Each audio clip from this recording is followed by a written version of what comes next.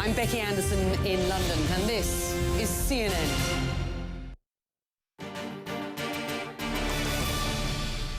It's 9 a.m. in New York, which means U.S. markets open in 30 minutes' time. I'm Maggie Lake in New York. Nina DeSantos is in London. Welcome to World Business Today.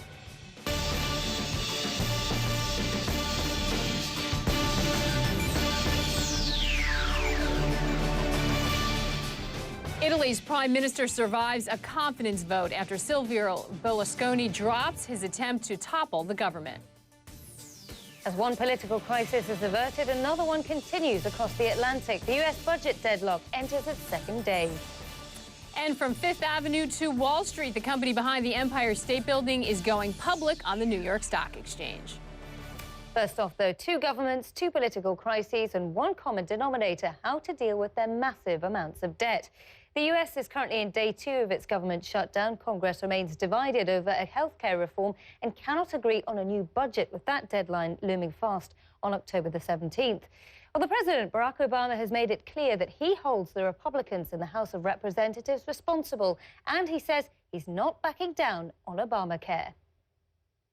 I will not negotiate over Congress's responsibility to pay bills it's already racked up. I'm not going to allow anybody to drag the good name of the United States of America through the mud just to refight a settled election or extract ideological demands. Nobody gets to hurt our economy and millions of hardworking families over a law you don't like. You know, this is a battle that's been going on for quite some time. And I listened to what you said and said that today the votes failed. They didn't fail because of Republicans, they failed because of Democrats. We'll have plenty more on that story later on throughout the course of the show. But first, an unexpected development in just the last hour or so in Rome. Italy's shaky coalition has managed to retain the support of the man who's been saying all week that he wants to bring it down. And the result is that the government, led by the Prime Minister Enrico Letta here, has managed to survive a confidence vote in the Italian parliament. Back at the weekend, you'll remember that the Prime Minister, former Prime Minister Silvio Berlusconi, had called on his party colleagues to pull out of the coalition government and, as a result, to eject Mr. Letta. But shortly before the vote was set to take place, well, Berlusconi himself, it seemed, had backed down. Let's get over to our senior international correspondent, Ben Wiedemann, who joins us now live from Rome. Interesting climb down from Mr. Berlusconi. Yes, it certainly was. In fact, it was Saturday night when his 5 ministers from his party tendered their resignations at the beginning of this drama, and it really looked for a few days like Enrico Letta's government was finished, was collapsing. But we started getting signs when we were hearing, for one thing, that Letta did not accept those resignations, and that slowly we're getting word, for instance, yesterday from one of the members of Berlusconi's party that 40 or so of their members were not going to vote against the government, would vote for it. And so what we have today is 235 votes for the government, 70 against. Most of those 70 are from the so-called anti-establishment five-star movement. So certainly for Mr. Berlusconi, quite a dramatic reversal of his position. When he announced that he would be voting for the government, there was applause in the Senate, and when Berlusconi left after voting, apparently there were people outside who shouted and booed as he left in a limousine from the area. So certainly the question is, what is next for Mr. Berlusconi? He doesn't look like he's the puppet master of the Italian right anymore. He's got to deal with something of an uprising within the party on his hands. So certainly his fate is very cloudy, also because on Friday, a parliamentary committee will study the possibility of ejecting him from the parliament in light of his conviction for tax evasion. Nina? Ben, he's dominated the political sphere in a rather cantankerous manner, some might say, over the last 20 years or so in Italy. Is there finally, you getting the feeling that there's finally an appetite to oust Mr. Berlusconi and draw a line over his colourful past in politics in Italy, which has been a distraction? I think that this may be the beginning of the end of his political career. Certainly when you consider that some of his closest allies within the party. For instance, Angelino Alfano, who was the leader of the PDL, who was considered his heir apparent, Berlusconi's heir apparent, is one of the people who came out and said, I'm going to vote for the government. Really, Berlusconi has pulled the strings, as you said, for 20 years on the Italian right, but it seems that some of those strings are slipping from his hands. And of course, he's facing a year of house arrest, possibly a year or more ban from holding public office as a result of his tax evasion conviction. And therefore, certainly the future is looking very cloudy for Mr. Berlusconi. And let's keep in mind, he's also 77 years old, even though he doesn't look like that. He definitely seems to be closing at the end of a chapter, at least, of his political life. A colourful one, I must say. Thank you so much there. Ben Wiedemann joining us live from Rome with the latest on the Italian government managing to survive, it seems, that confidence vote after that humiliating backdown for Silvio Berlusconi. Well, later today, Christiane Amanpour will be speaking to Mario Monti. He's Italy's former prime minister from 2011 until earlier this year. Tune into Amanpour at 7 p.m. here in London for that interesting interview. Bye.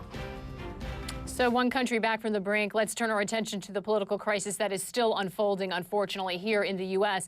The federal government is shut down for a second day. So far, there's a lot of finger pointing, but no solutions about how to get Republicans and Democrats to agree on a new plan to fund the government. Let's bring in political analyst Michael Farr.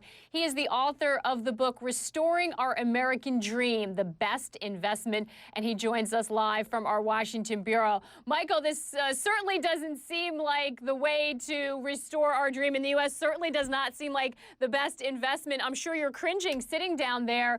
How do we get out of this mess?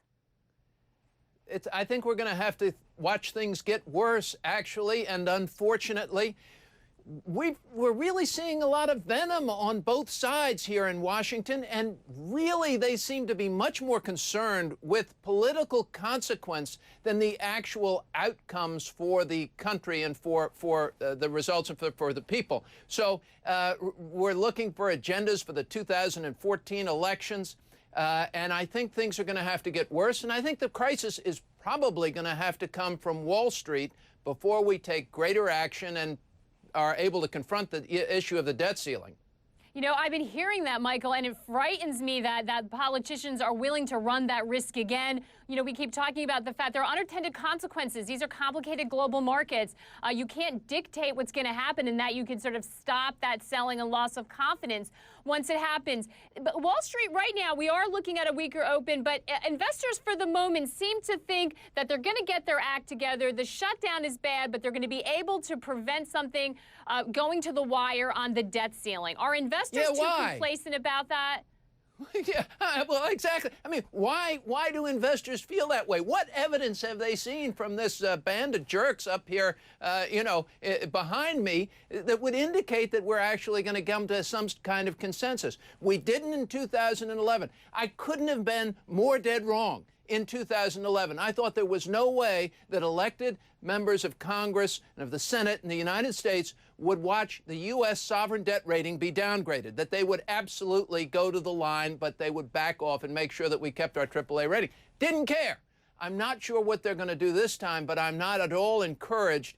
I think that the markets probably are going to have to show some kind of precipitous drop before we actually get their attention, because otherwise, you know, if Wall Street continues to fiddle as Rome burns, Rome will burn. It's amazing that it's going to take a massive global sell-off to deliver the message. Their approval rating is 10% and falling. It's not everyone in Congress who feels this way. We've had an open mic down there for the last 2 days. Plenty of them are getting up and saying, this is ridiculous. This isn't the best way to handle this. Yes, I don't like the health care law, but it shouldn't be linked in this way. Why aren't those people able to get the situation back under their control and pass something and move on and start negotiating? They haven't even started really negotiating. I mean, we haven't seen both sides even show up to the table yet. Wall Street was sort of watching yesterday to see what would happen if the government shut down and stopped operating. I'm kind of wondering what would happen if we actually saw Congress actually operate. I mean, we're seeing what happens as a result of dysfunction. Wouldn't it be nice to see what would happen as a result of greater functionality and collaboration? I think that's why we elected him. I talk about that in my book, Restoring Our American Dream. And basically in the book, it says that the U.S. economy has been built on the American dream, that hard work and self-sacrifice, tenacity and talent can come together to create marvelous things like new businesses and new opportunities. And that sort of hope is infectious. It's not only for the American spirit, it's also for the American economy. And we need these guys to get that and get us back on track. Let us get to work for ourselves. Absolutely. Well, we've got to keep hoping that some rational heads prevail down there and some sort of broker comes forward to try to get the two sides together. Michael, it was fantastic to see you. Thank you so much for joining us. I hope you'll come back again. Thank you for having me a lot. It's great to be here. President Obama is scheduled to meet with bank CEOs today. You better believe they're watching the situation closely. Senior White House correspondent Brianna Keeler joins us live for more on that. Brianna, this isn't some sort of emergency meeting. I believe this was scheduled. It's something that regularly happens, but they must be ready to deliver some dire warnings to Washington about what will happen. We just had Michael Farr on saying it's going to take some sort of global sell-off to get the attention of lawmakers. What are we expecting today?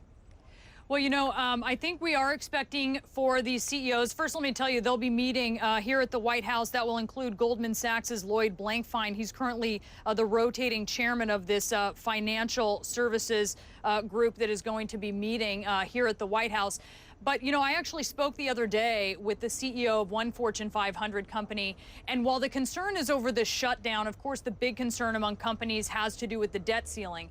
This ongoing shutdown, though, really sort of informs, I think, their thinking about really how close it's going to get on the debt ceiling. As this CEO that I spoke with said, it's sort of after the shutdown, which we thought would be averted, and here it hasn't been, it's created this kind of crisis of confidence in the government and being able to overcome these things. So I think that you will hear them voice those concerns to the administration, but also talking with folks in the business sector, Maggie, they also seem to think at this point that the White House actually has a pretty good handle on some of their concerns. That's a bit of a change from the first term, which I think is really what you're seeing this meeting is about. It's kind of about mending fences. The White House really sort of demonized big business in the first term. It wasn't really that hard to do because of the financial collapse. But in a way, they've sort of made a turn and they're trying to talk much more now with business leaders. And that's really what this meeting today at the White House is about.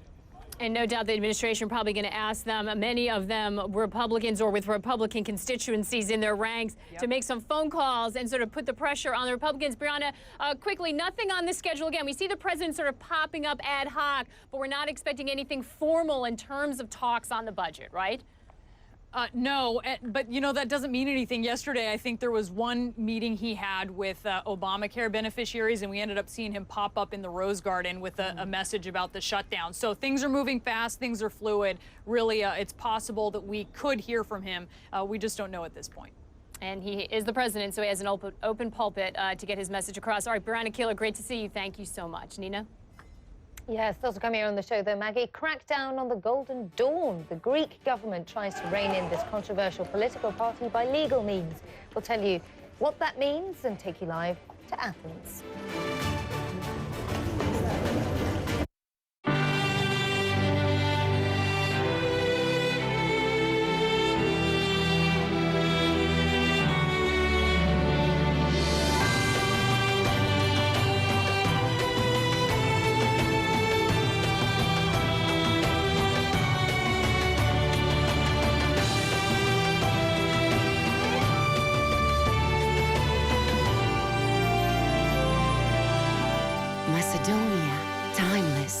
The Energy Group, one of Africa's most diversified corporations, delivers success to investors and prosperity to growth regions in Africa.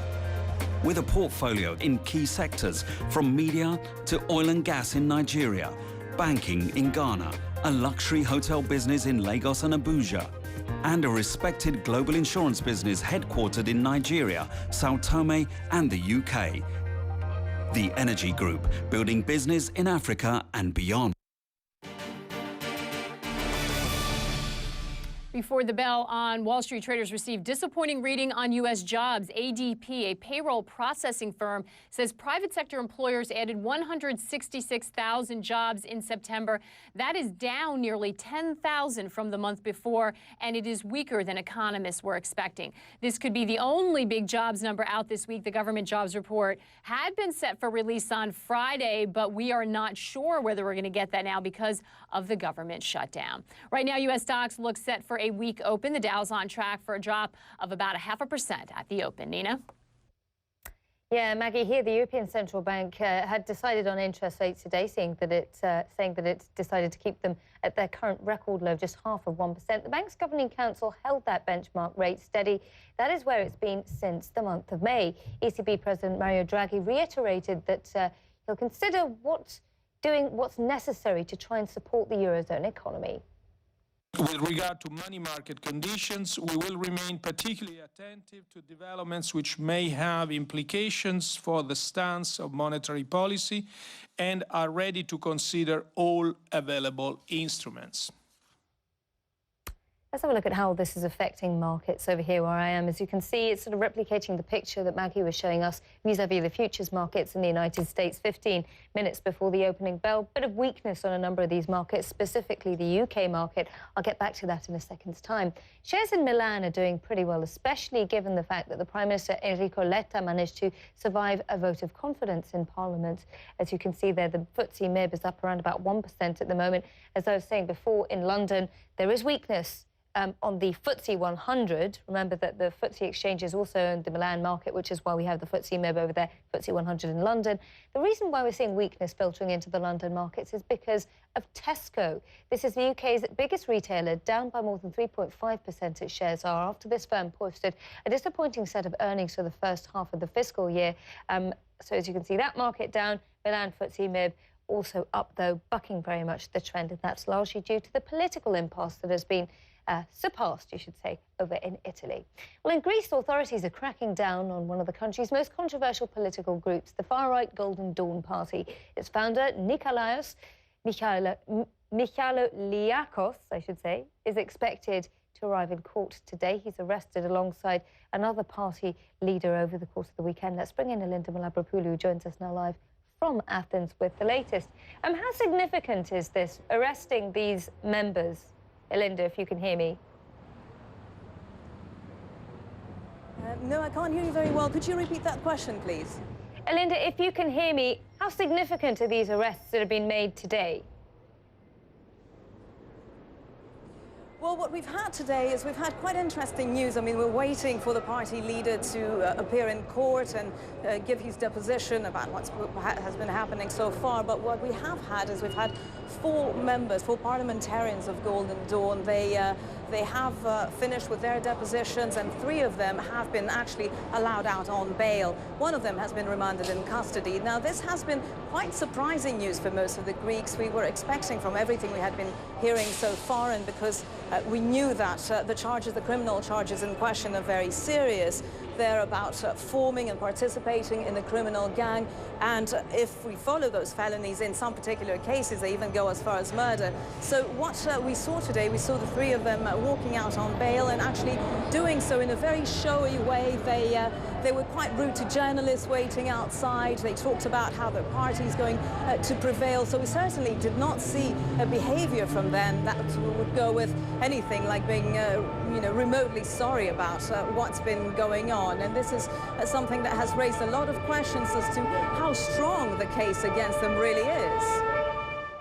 I think we're going to have to leave it there. Elinda Malabrapoulou joining us live from Athens. Thanks so much for that. Obviously, as you could hear, there are police sirens going on in the background. Definitely tense scenes in Athens, as Elinda made clear earlier today after the arrests of those party members, Maggie. Absolutely. Well, let's take a look at the stock markets in Asia. Most of them shrugged off the budget battle in the U.S., but the Nikkei in Japan closed down more than 2% after the government said it was going ahead with a sales tax increase next April. It didn't help that the yen strengthened against the U.S. dollar. You can see the Nikkei down 2%. Markets in China and India were closed for public holidays. Still to come on World Business today, the fight over Obamacare. We're on the road with CNN's Dr. Sanjay Gupta for a look at the health care reform that's turned Washington into a battleground.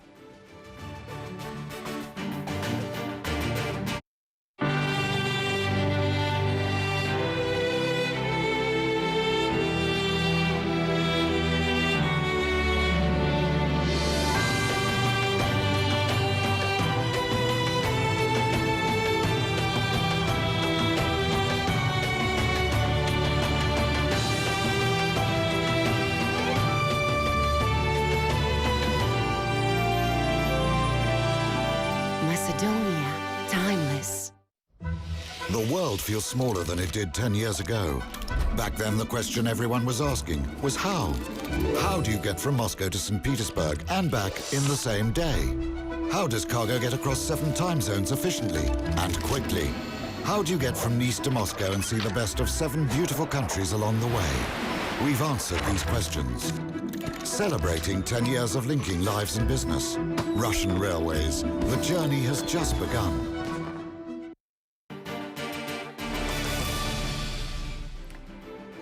Welcome back to World Business Today. You are looking at a live picture of Capitol Hill, where lawmakers continue to battle over the budget. And we are getting some top business leaders weighing in on it as well. Rupert Murdoch tweeting this morning, Republicans' muscle shown, now link debt to deal. Allow Obamacare for now, interesting, get entitlements changed, big tax cuts, go for growth, all win. So even Rupert Murdoch suggesting perhaps it's time to let the health care law go into effect.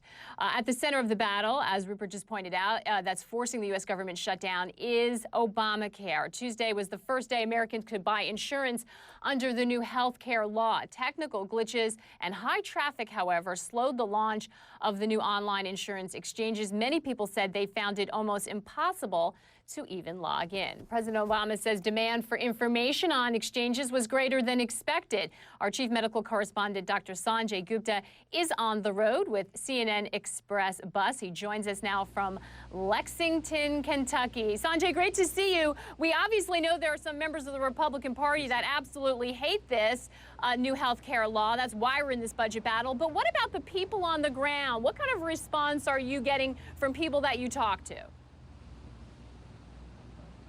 Well, it is a bit split there as well. I'll tell you, we were in Greenville, South Carolina yesterday. That's a state that's particularly hard hit by lack of insurance. And there's a lot of people over there who've never had the opportunity to sign up for insurance before. They've never been through a process like that. Imagine that, Maggie. So they had a lot of questions about simply how to navigate through the process. And as you've been pointing out, I mean, it was a difficult process to navigate, not because of its complexity, but rather because they simply couldn't get onto the website to allow them to do so.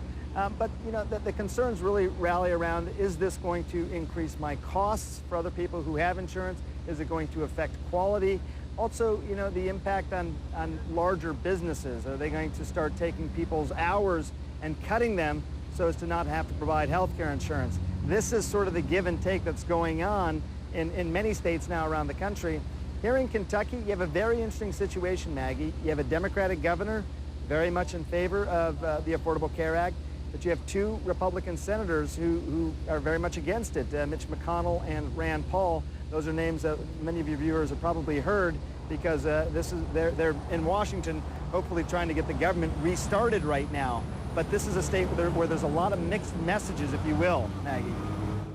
Sanjay, it's hard for some of our international viewers to get their head around this. Most of them have some sort of health care coverage or some sort of universal health care in many countries. How much of an economic issue is this for people? It's sort of the biggest pocketbook issue a lot of people are facing, isn't it? I think without a doubt. I mean, you know, when you talk about the United States as compared to other countries around the world, just to give you a little bit of context, about 17% of GDP in the United States is spent on health care. That's compared to many other developed countries where the number is more like 11 or 12%. So it is a huge expense. It is a huge expense as a country, and it is a huge expense for individuals as well, so much so that about 48 million of our citizens here in the United States don't have any health care insurance whatsoever. Many of them can't afford it. Some of them simply choose not to purchase it. And a lot of them, because they have pre-existing illness, they simply don't have health care available to them at all. So it's a pocketbook issue, as you point out, but it's a very significant medical issue as well, because these people aren't able to get the care that they often need. And it's also a national issue. A lot of people saying, how could a rich country like the U.S. have a situation like this? It has so many economic consequences to our spending, our overall spending. Sanjay, how does the plan work, though? It's not free. This is not universal health care in the way other people would understand it to be. More people are going to be covered, but there's confusion about the cost, isn't there? Yeah, this is not a universal health care plan. This is not a government-run health care plan. What this is essentially creating a marketplace where people can go purchase health care. If they can't afford it, subsidies will be provided to help offset those costs. I think that's the best way of putting it. People who can afford it, they have to purchase it. If they don't, they get penalized. That's the mandate part of this. But this isn't the taking tax dollars and saying, okay, as part of taking those tax dollars, we're going to provide health care insurance for everybody.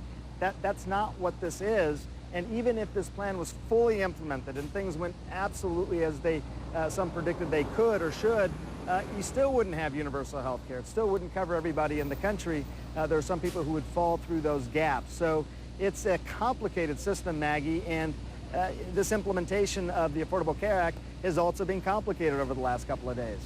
As we imagine, it would be a complicated system, but a huge problem. We've got to find a way to deal with it. Sanjay, thank you so much for sharing the view from where it counts, where the people are. Thanks, Sanjay. Well, Maggie, coming up next on the show, why financial troubles in Washington could get quite a whole lot worse before they get better. The Treasury Secretary says that the U.S. is on track for default if the debt ceiling isn't raised. We'll have details on that. And we are moments away from the start of a new session on Wall Street. We'll bring you the opening bell when we return. Stay with us.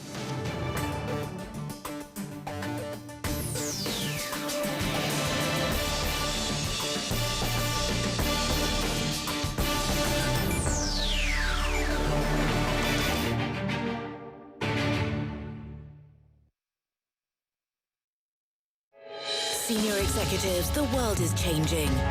Do you want to move with it? The HEC Executive MBA offers you an intensive experience on 3 different continents. Luxury, aerospace, energy. Only with the HEC Executive MBA can you choose from specialized majors of this worldwide degree. The HEC Executive MBA opens up a world of opportunities. HEC, the more you know, the more you dare. In the business of bringing joy, Kirloskar goes much beyond enriching lives. The Economist's events, hosting the EU Balkan Summit, which aims to demonstrate ways in which the Balkan countries can pave the way to recovery and growth. Don't miss the opportunity for an open dialogue with politicians, decision makers, businessmen, and key analysts from the region. 17th and 18th of October, Sofia, Bulgaria. Over the north of Beijing, as the visibility drops, you'll still see things with perfect clarity.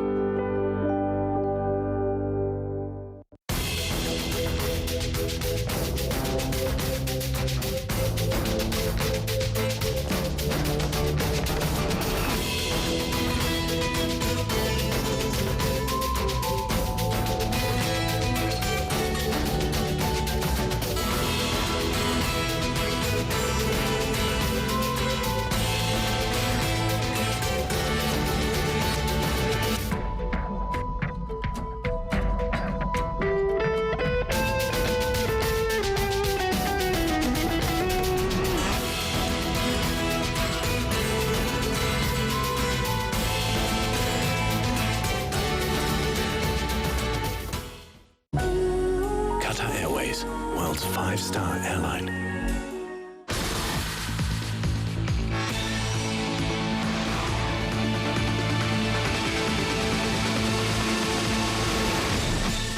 So you're a little kid in New Orleans, you're playing football with your big brother Peyton in the front yard. You look up 20 years later, and you're playing against him in the NFL. It's the biggest stage of all.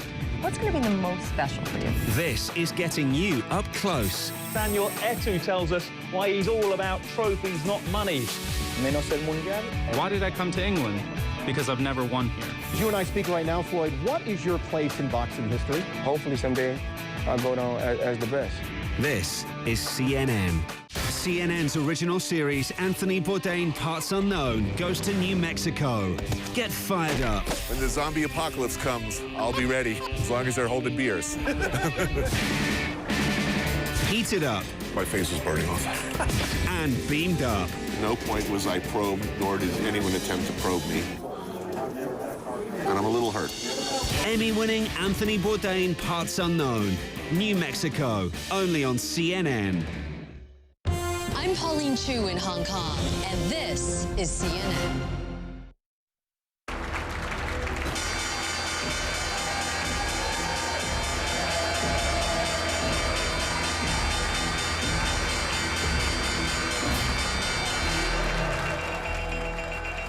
There's the opening bell at the NASDAQ and the New York Stock Exchange. The Realty Trust from the Empire State Building debuting on the market. We're going to have more on that IPO later in the show. Welcome to World Business Today, live from New York and London. If I haven't already said that, let's take a quick look at U.S. stocks. A weaker than expected jobs reading from the private sector weighing on sentiment, and of course, the drama unfolding in D.C. Let's get right to that. The longer the stalemate in D.C. drags on, the greater the fear that Republicans will tie the shutdown crisis with a fight to raise the debt ceiling. That's really what the markets are afraid of. Christine Romans joins us in New York with the latest on how Americans view the debt ceiling battle. And Christine, I know from where we found ourselves in years past that a lot of Americans didn't even know there was a debt ceiling. What are they saying this time around?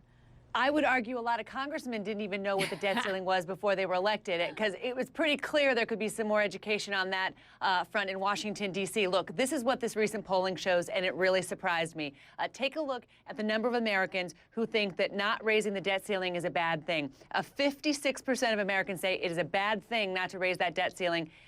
Look at that, 38% say it's a good thing not to raise the debt ceiling. That number surprised me, Maggie. I was surprised it was so high. I mean, it's as if you're saying on November 1st, you know what, I'm going to start to be more fiscally responsible, so I'm not going to pay my credit card bill from October. That is essentially what it is. Except that this is because there has been a concerted effort by Republicans, by those who sort of, are at odds with the administration, to make it seem like it's about new spending. Because they tie in all these other spending priorities to the debt ceiling fight, Americans think, oh, if we raise the debt ceiling, we're going to blow out our budget. And that's where the politics have become deceptive, and clearly you can see that in some of the polling. But a majority of Americans think you should not be messing around the debt ceiling when you're talking about the budget fights that we're having right now. So that's the headline from that one. Also, when you look at this other poll in that same amount of polling by a 51 to 43% margin, the public said it was more important to raise the debt ceiling than to delay Obamacare. Obamacare, a separate legislative effort that has been, of course, well, it's settled law, actually, that has been, pulled up into this whole mess. Meantime, the Treasury Secretary of the United States, Jack Lew, says he's running out of time. He's running out of extraordinary measures, as they call it, the Treasury Department, to be able to pay all of our bills on time. By the time you get to October 17th, that's going to be the day when he's going to have about $30 billion cash on hand and more bills coming in than we have the money to pay out, unless we raise the debt ceiling so we can borrow more money. So that's where we find ourselves in just a couple of weeks. And CEOs, obviously people on Main Street, but CEOs, corporate America, Wall Street, very concerned that Washington just doesn't get it here. I want you to listen to something that the Alcoa CEO told us. We've seen what they are capable of doing at a time when the economy is just in the course of recovering here in the U.S. The last thing we need is those type of disruption. I mean, what I think we should do is raise on a short term the debt ceiling and start a very serious discussion on fiscal reform.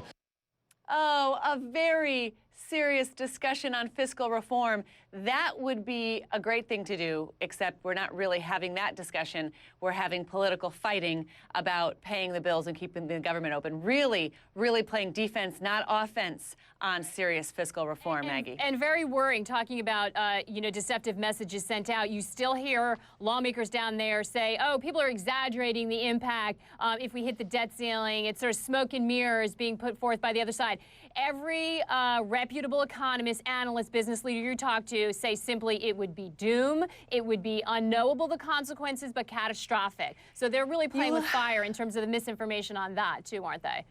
Oh, they absolutely are. And when you look at the U.S. treasuries, our debt, I mean, it's really kind of the centerpiece of a very complicated international financial system, right? We don't know how it would all kind of unfold and unravel if, for the first time in history, America says, no, we're going to go back on our word. We are not going to pay all of our debts. There's a lot of this parsing about could the U.S. continue to make its interest payments and then pick and choose what sort of bills to pay. You know, there's a $25 billion Social Security payment that's due November 1st. $25 billion. There's also a couple of really big interest payments to our creditors. You know, we're our own creditors, but also our international creditors. If you pay all of our creditors first, and then you pay Social Security second or third, I mean, the Main Street implications of paying Wall Street first, essentially, investors first, and Main Street second, politically, that's really ugly, too. It's all just a very bad situation and completely avoidable. That's what's so irritating. Right, completely avoidable. We should keep underlining that fact, Christine, is completely avoidable. And let's hope they do. Christine, we're going to be talking to you obviously a lot in the days to come. Thank you so much. Nina, incredible that we find ourselves having this conversation, but here we are.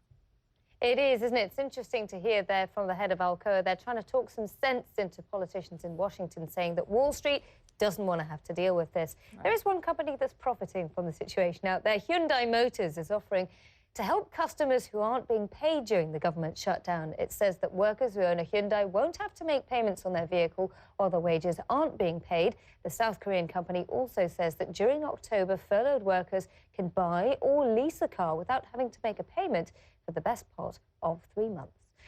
The US budget battle means some weather and space services are also being suspended, and the Earthquake Monitoring Agency, the US Geological Survey, has also gone on hold too. Mary Ramos is at the International Weather Center to tell us all about this. Oh, who'd have thought? This is a rather unfortunate consequence of the U.S. government shutdown. It is. You know, we don't think of all these federal agencies that all of us around the world, really not just in the United States, rely for information. This behind me is the website for the U.S. Geological Survey. Normally would have all these maps, you know, posting earthquakes from all around the world. But right now it says that due to the federal government shutdown, most of the associated websites are unavailable. But they are keeping up the websites necessary to protect life and property. So, you know, disease maps, earthquakes, volcanoes, erosion, landslides, those kinds of things, they are still going to be able to publish them. However, they are saying it may take a little longer than we would like. Let's go ahead and it may take a little longer than we would like in some of those things with this U.S. government shutdown. So most operations are suspended, but they will continue to monitor and report on earthquake activity. There might be delay in reporting those earthquakes, and they also said that you might get some problems with the accuracy of some of this stuff. So let's hope we don't have a big emergency on our hands. Now, for NASA, for example, you mentioned the space agencies. They are on furlough for most of their employees, but those essential employees are still there. For example, you know, you can't leave those people in the International Space Station on their own, right? So that program is still going on. And I know this one caused a lot of Twitter buzz over the last couple of days. Asteroid Watch. Those programs are still ongoing. They're still keeping an eye to the sky to make sure that we're all safe. Now, their websites, though, and Twitter accounts are shut down. And I want to show you the website, what it actually looks like for NASA. If you click on it, it looks like this. It just takes you to this page. And go back to the other page for the NASA page. This is the National Weather Service. So they're open, and their National Hurricane Center is also open. The NASA page, it takes you to the us.gov website, and that website, you can sign up for health insurance, as you saw there, but it also gives you a message saying, hey, you know what? Because of the government shutdown, we have a lot of stuff that is not working. You click on that right there, and it gives you a list of what is affected, where you can go. So there's still some communication with the public, and that's the main thing. Communication with the public is not considered essential. So a lot of that is what's shut down, Nina.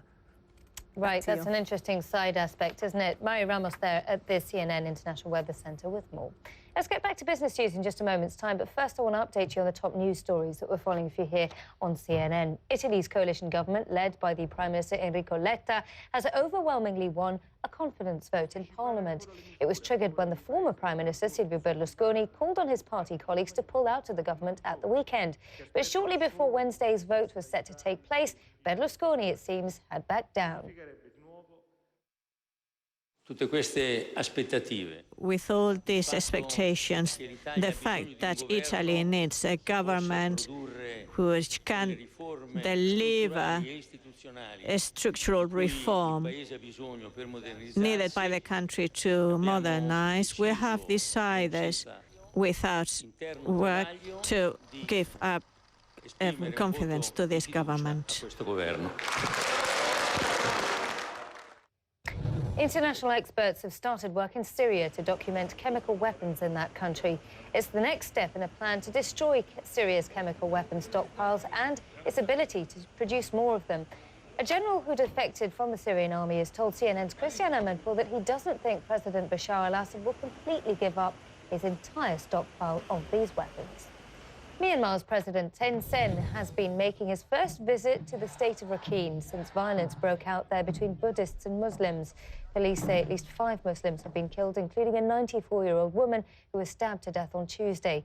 Nearly 200 people have died in fighting between religious groups in Rakhine since last year. South Africa's sprinter Oscar Pistorius has hired a team of American forensic experts to try and cast doubt on the murder case against him. He's charged in the death of his girlfriend at his home on Valentine's Day. He admits shooting her, but says that he mistook her for a burglar. Maggie. Still to come, will investors go ape for the skyscraper that made King Kong famous? We'll have the latest as the Empire State Building goes public.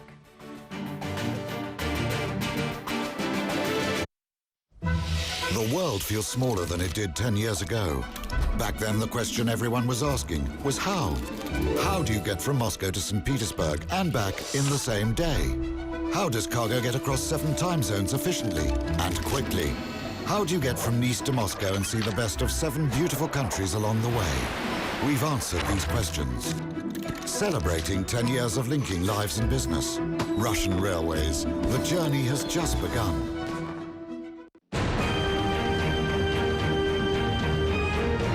Sail in time with Rolex, supporter of the International Sailing Federation. Okay, ready for attack? Going over here, tacking, line. Keep going. The women on SCA are on a charge. I'm full speed. Just ahead, Abu Dhabi Ocean Racing appeared to be pushing even harder. Okay, sign up, come in for attack, guys. Dagger board down. There is no margin for error.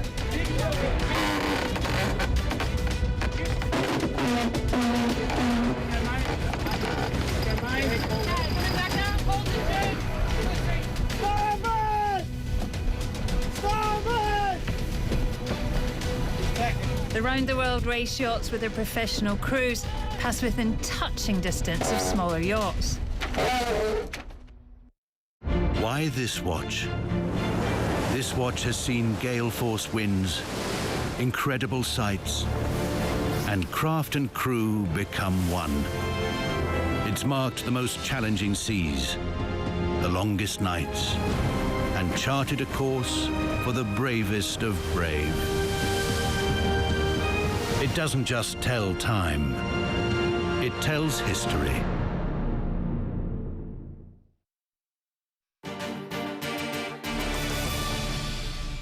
The video game Grand Theft Auto 5 has been a big hit since its release 2 weeks ago, but it seems as though its popularity also appears to be a bit of a problem.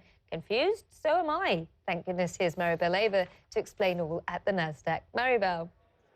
Hi there, Nina. Well, Grand Theft Auto 5 is actually, you could say, a victim of its own success. You can't walk a street here without seeing one of the Grand Theft Auto signs up. Rockstar Games launched the online version of the widely popular game Tuesday, as you mentioned. The company warned that there might be some problems, and you know what? There were. Many players reportedly experienced delayed load times as servers struggled to handle the crush of users. The violent crime game series launched its latest version late last month. It sold around about 15 million copies, making it the year's biggest entertainment release.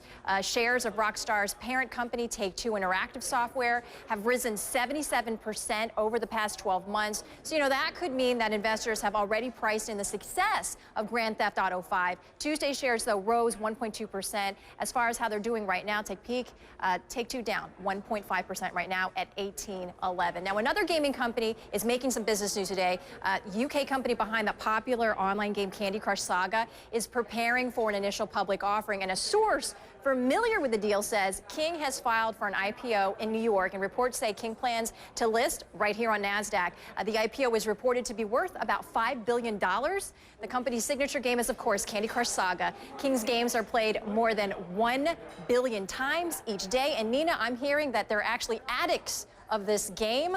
I've yet to try it out.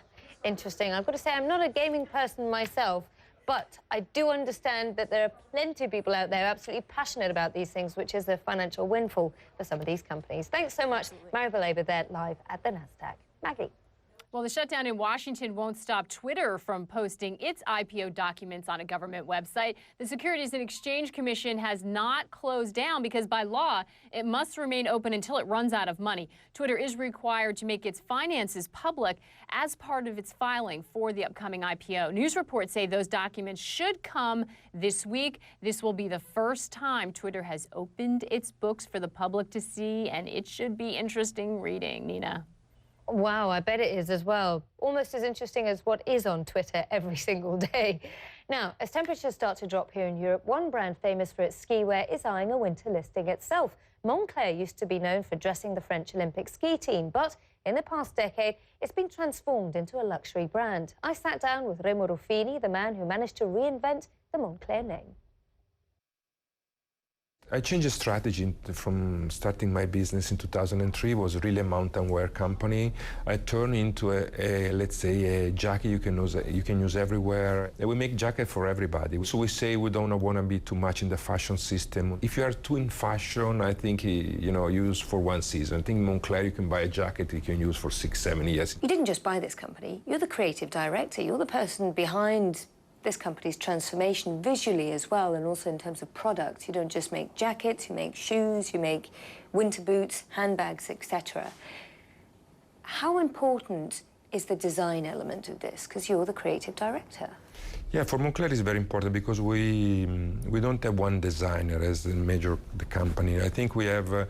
I use different designers. I use design from China, from Japan. I have designer from the United States. I have a French designer because I think Moncler is quite a unique product. And we opened a first city store. It was in Paris, 2007. And now we have like 115 Moncler stores worldwide. 30% of our turnover in Asia. That is quite a good market, including Japan, that I trust a lot on this country because I think there is a lot of energy. They know very well the brand. The brand is there, even if it was very small, it's there since 20, 30 years. Japan for us is very strong. Europe is our country, and we make like 50% of our turnover. In 150 stores, we just started retail 5 years ago. I think we can improve. So, you bought this company in 2003. You've made it rise from the ashes. You've turned it into something fashionable and also something that has a direct link with the customers because they have shops and it's not a wholesale bought product. What's the future for this company? Because you've taken in private equity investors. There is rumors of an IPO on the cards. We tried already an IPO in 2011, because our company is, they have private equity. We have three private equity firms inside as a shareholder. And I think to go public is a very strong opportunity for a brand. Let's see what's going on. We don't know yet. I think it's a big opportunity for the company, but it's not, we have like 3-4 shareholders now. I think it's the natural exit for the private equity firm.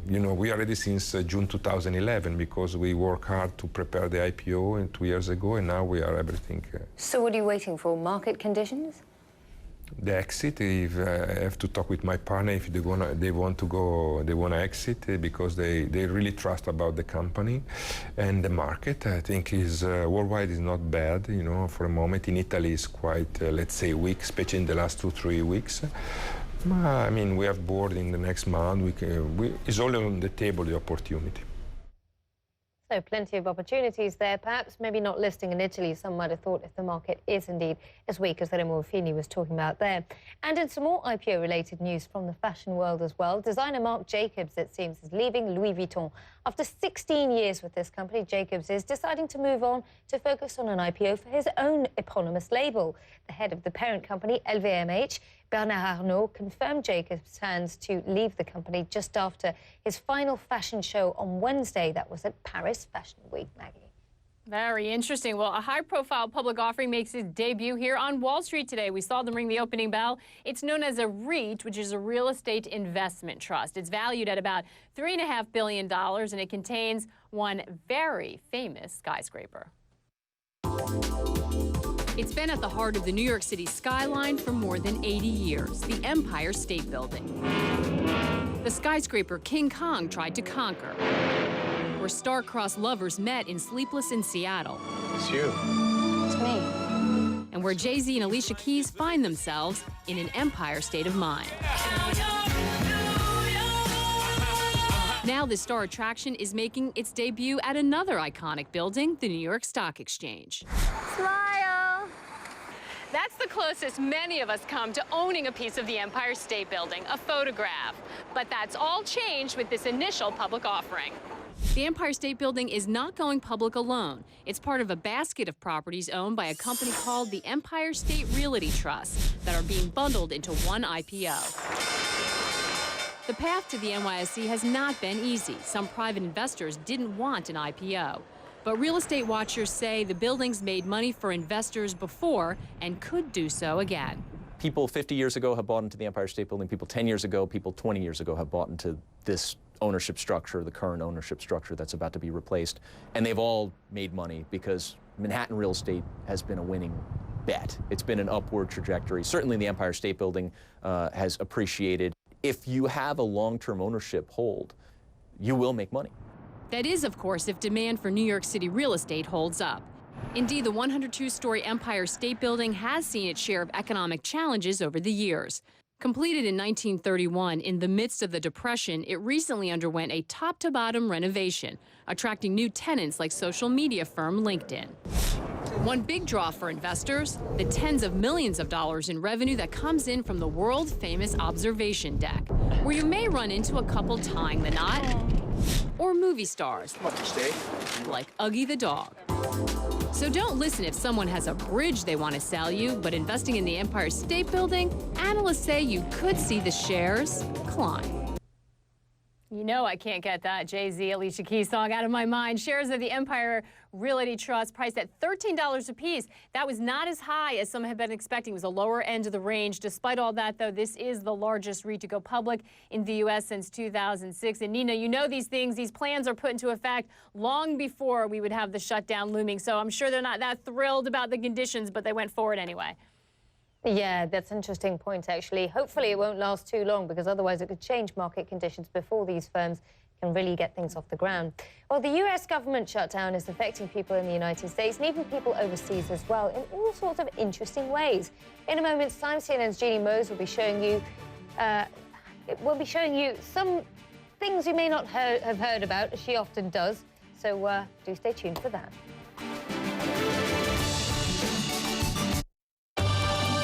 Why have Johnson Matthey come to Macedonia? Well, the quality of the labour force, the tax situation is attractive to us. But I must say the help, the encouragement, the enthusiasm of the Macedonian government were crucial. So my message would be, this is an easy place to do business. Extraordinarily proud to be here.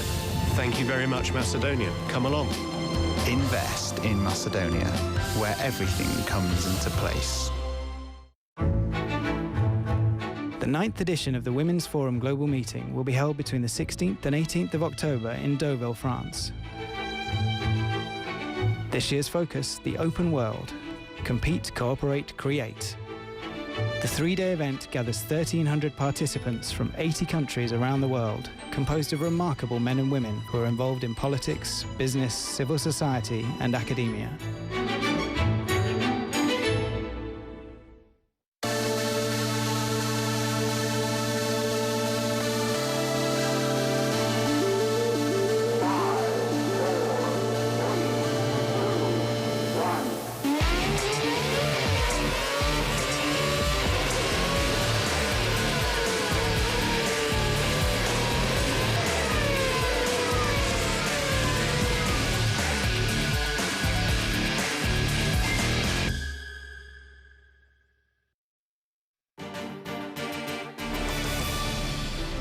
Welcome back. A little bit of selling hitting U.S. stocks at the open, and it's increased. As you can see, triple-digit losses right now. The Dow down 105 points. A combination of a weaker than expected jobs report reading and this ongoing shutdown. That reading just underscores that the U.S. economy is still fragile and can't really handle perhaps the effects of a shutdown if it's prolonged. And you're looking at Capitol Hill, where both sides remain far apart on coming to agreement. Well, clearly there's a lot of outrage and confusion in the U.S. about the government shutdown, but the reasons aren't the same for everyone. Some people are furious that lawmakers can't compromise. Others just want the panda cam back up. Jeannie Moos explains. Knock, knock.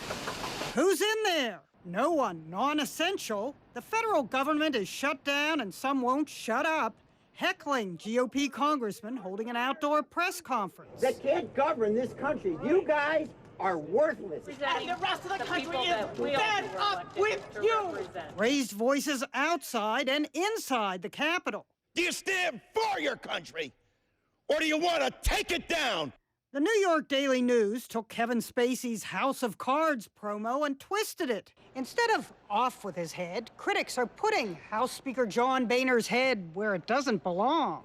That is such an inappropriate headline. How do they get away with that? Well, inappropriate and inaccurate, right? Amid the political wreckage, some joker replaced Miley Cyrus's head with Speaker Boehner's. I came in like a rainbow.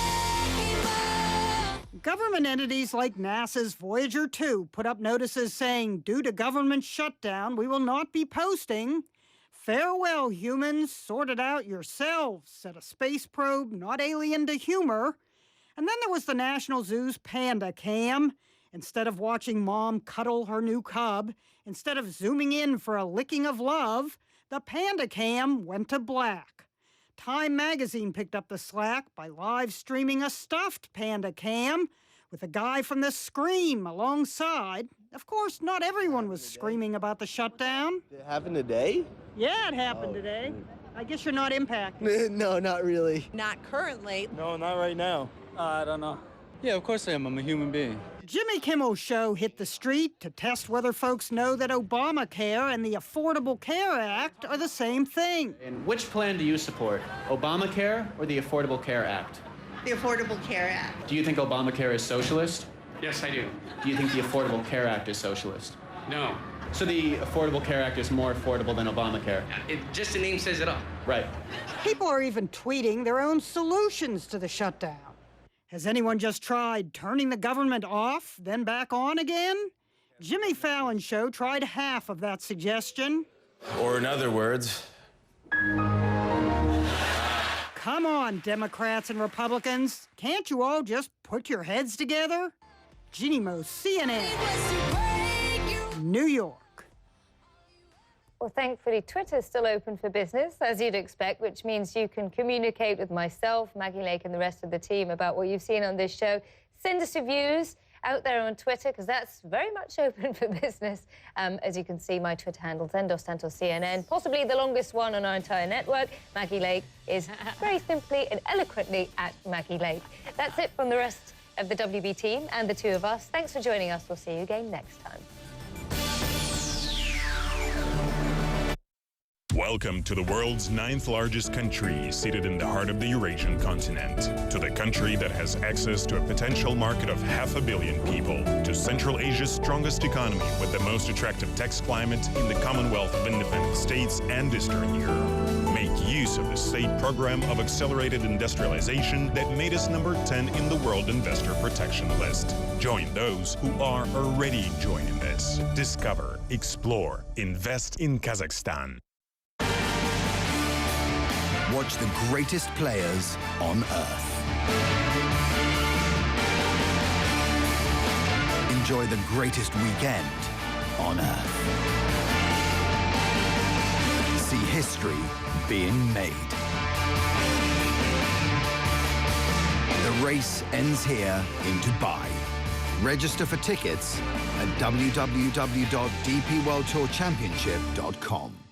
Tonight on CNN, Connect the World with Becky Anderson, followed by Quest Means Business, then Armand Paul. It's your new evening lineup, tonight on CNN.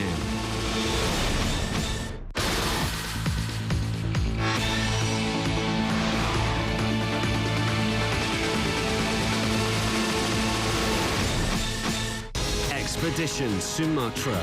An incredible 8-week journey into a world under threat. Philippe Cousteau leads us on an epic trek. This really is ground zero for the global fight against deforestation. On the next episode, meet a new generation, learning to live in balance with a precious ecosystem, and an elder chief with a lot on his mind. Expedition Sumatra, Saturday, only on CNN. CNN's original series, Anthony Bourdain Parts Unknown, goes to New Mexico. Get fired up. When the zombie apocalypse comes, I'll be ready, as long as they're holding beers. Heated up. My face is burning off. And beamed up. No point was I probed, nor did anyone attempt to probe me.